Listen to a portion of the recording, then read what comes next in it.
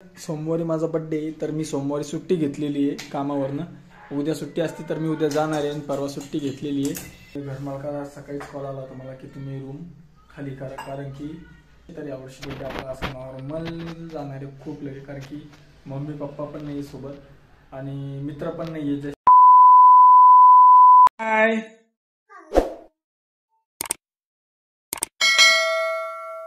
काय चालू आहे? चहा ठेवलाय, चहा घ्यायला. चहा करायली. स्वयंपाक वरण भात झालेला आहे, पोळ्या करायच्या. पोळ्या करायच्या का? हा पीठ एवढं सकतो पीठ नव्हतं ना, दळण आता आणलं ना ते. म्हणजे काहीच नव्हतं का? एवढंच होत. बापरे, बरं झालं मी टायमावर आलो, दळण आणलं. मग तेच ना, मग आता तुम्हाला म्हणलं होतं आणि एक तर मी जाऊन आणलं असतं, पण सकाळपासून पाऊस चालू आहे, बरोबर बरोबर चालू आहे, कारण की नेऊन मीच ठेवलं, मग मलाच आणलं होतं. तर आज मला उपवास होता, तरी एवढी उसळ वापस आली, कारण की उसळ जास्त खाऊ वाटत नाही, त्यामुळे वापस आली. आज शनिवार होता, शनिवार दरच असतो मी. डाळ केली होती. मग भाजी काऊन नाही केली काय? भाजीला मला उपवास होता ना आज, म्हणून म्हटलं वरण भात करते, निवत पण दाखवणं होतो आणि तुमचं जेवण चांगलंच होईल ना. मग तसं परत मग भाजी आवडती नाही आवडत. मस्त झाली, वास मस्त झाली. प्रतिव्रता काय म्हणते ते, पतिव्रता. असं थोडी जेवण चांगलं म्हणून लगे डाळ गिळ. मग व्हिडिओत बोलायला लागली की खरंच तस केलं? व्हिडिओ आता सुरू केला, डाळ भात गावाचं लावलं तेव्हाच विचार केला. म्हंटल मग भाजी आता चांगली होती नाही होत, आवडती नाही आवडत, असंच केलं तसंच केलं, असं होतं. या चहा घ्यायला सगळ्यांनी. आता कसं थोडासा चहा घेतला, थोडस आता भूक तशी लागलेली आहे, पण चहा घेऊ म्हणजे थोडा वेळ थांबन, म्हणजे पोळ्या होईपर्यंत. काय बरं मग तू बटन नको दाबायचं, जुना तुला हंबा बघायची असती तर.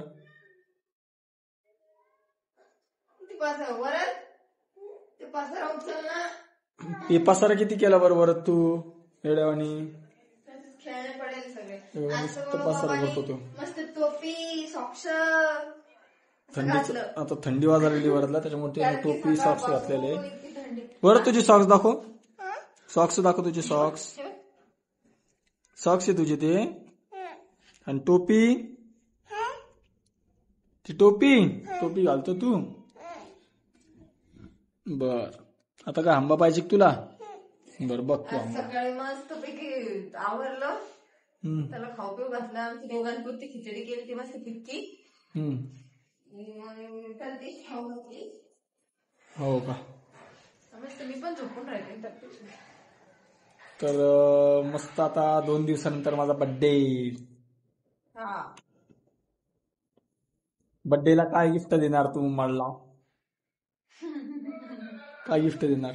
एवढं मोठं गिफ्ट नाही का? ते गिफ्ट का दरवर्षी एकच गिफ्ट दाखवते का मला? तोंडासमोर एकच आणून ठेवते का? मग 2 द्यायचं काय? पुढच्या महिन्यात तुझा बर्थडे, मग तेव्हा मी असं म्हणन हे काय? ते थोडे तुम्ही मला दिलं, मी तुम्हाला दिलं ना. बर, तर परवा म्हणजे सोमवारी माझा बर्थडे, तर मी सोमवारी सुट्टी घेतलेली आहे कामावरनं. उद्या सुट्टी असती तर मी उद्या जाणार आहे आणि परवा सुट्टी घेतलेली आहे. आणि बघू, जर जमलं तर जाऊ आपण बाहेर कुठंतरी. तसं सध्या तर काही परिस्थिती नाही आहे जायची, कारण की पैसे पण नाही आहे. आताच भरपूर खर्च लागलेला आहे शिफ्टिंगसाठी. जाणं काहीतरी मस्त पनीर किंवा काय जे काही भाजी आवडते तुम्हाला ती आणा, आपण भाजी करू. तुमच्या मित्राला बोलवू, जेवायला करतो. बघू काय होतं आता, कसं होतं परवा दिवशी. आता उद्या तर मला कामाला जायचं, उद्या मी जाईल. आणि परवा दिवशी बड्डे. पहिले मस्त होतं घरी, काहीतरी चांगलं बनत होतं. पप्पा बनवत होते, आणि सगळे मित्र पण घरी येत होते. सचिन ते सगळे केक घेऊन येत होते. तिकडे किती मित्र होते. दरवर्षी मला असं वाटतं दरवर्षी मी 7-8 केक कापत असतो. 6-7 केक कापत होतो मी दरवर्षी. काय फायदा ते केक कापायचे ते मला बी नाही आवडत, पण आता मित्रांनी आणल्यावर थोडी नाही म्हणता येतं. ते आणत होते म्हणून. आपण घरी कधी थोडी कापला केक, कधीच नाही कापला. सचिन आणि त्यांना आणला होता, तू एकदा आणला होता. तू आणला होता, 1-2 वेळेस आणला तू. तुझ्या बड्डेला बी आपण आणला होता. तेव्हा तू जॉबला होती जालन्याला, ते रिलायन्सला. तेव्हा होतं, तेव्हा माझी चालली होती. आता काहीच नाही माझ्याकडे, 1 रुपया राहिला. 1 रुपया. 1 रुपया द्यायचा तुला? इधर चिल्लर माझ्याकडे.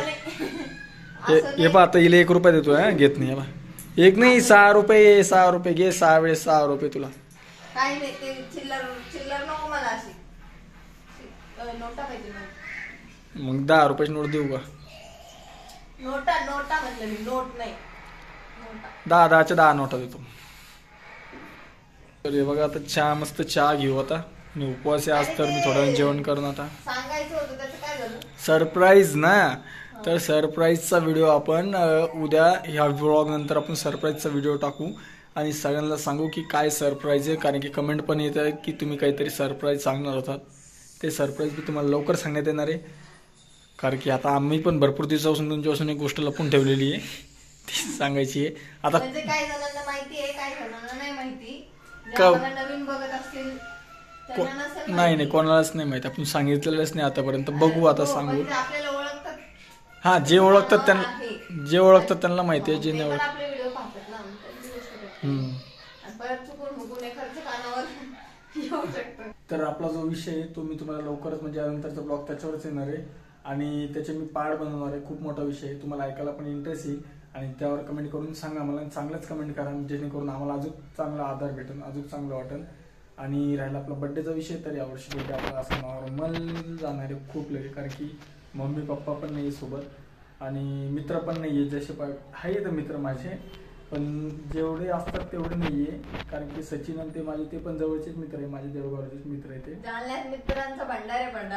भंडार म्हणजे खूप मोठे मित्र आहे. आता हे जसे आता 8 वाजता घरात दिसते का, तिथे दिसत नाही. तिथे 10 वाजल्याशिवाय घर दिसत नाही. हा, 10-11 वाजत होते मला. आता नाही तसं, आता सगळं बदललेलं आहे. तर इथलचा बड्डे बघू आपण. पहिलाच बड्डे असा शांत होणार आहे. जाऊ दे, काय करतात काय मित्रांसोबत नेहमी बर्थडे साजरा करायचा. माझ्यासोबत तर कधी बर्थडे साजरा केला नाही एवढा चांगला. तू केक आणल्यानंतर आपण केलं नाहीये. चांगलं म्हणजे काय असतं, हिचं म्हणणं काय, चांगला म्हणजे बाहेर जायचं, हॉटेलमध्ये जेवायचं, तिकडच केक कापायचं, याला तुम्ही चांगलं म्हणते. कुठं पण केला तरी बड्डे असतो असं नाहीये. त्यातल्या उलट असं असतं की आपलं 1 वर्ष कमी होतं आयुष्य, तर कशाला कोणी म्हणणार. मला पण आवडत नाही मनवायला जास्त. असं नाहीये, मी पण केलेलं आहे बर्थडे. मी यांच्यासाठी केक आणलेला आहे, सगळ्या गोष्टी केलेल्या आहे. माझं म्हणणं राहतं की दिवसभर आता ह्यावेळेस कोणी आपल्यासोबत, तू मीच आहे ना फक्त. पूर्ण दिवसभर मी सुट्टीच घेतलेली ना. सुट्टीच तशी पण मी सुट्टी घेतलेली. आणि तिकडं कसं होतं, बर्थडे असला ठीक आहे, माझं आपल्या घरचा केक कापला मी आणलेला, की लगेच मग तुम्ही बाहेर जायचं आणि मग डायरेक्ट 12 वाजताच घरी. ते मित्र, केक सगळ्या गोष्टी राहतात ना. असं असतं काय. आणि हो, तुम्हाला परत एक विषय सांगायचा. विषय असा झालेला आहे, आम्ही इथं आता रूम केलेली आहे. तर रूम खूप आवडली आम्हाला, छान आहे. आमच्या 2-3 मस्त रूम आहे. आणि घरमालकाला सकाळीच कॉल आला होता मला की तुम्ही रूम खाली करा. कारण की त्यांना लाईट बिल जास्त आलं आहे या महिन्यात. त्यांचं म्हणणं आहे की आम्ही हीटर वापरतो. तुम्हाला तर माहिती की आपल्याकडे हीटर नाही आहे. तर मग मी तुम्हाला सामानामध्ये दाखवलंच असतं, हीटर नाही आपल्याकडे, काही नाही. आणि आपल्याकडं जे कूलर होतो, रामभाऊची तुमचे कूलर आणलं होतं मी.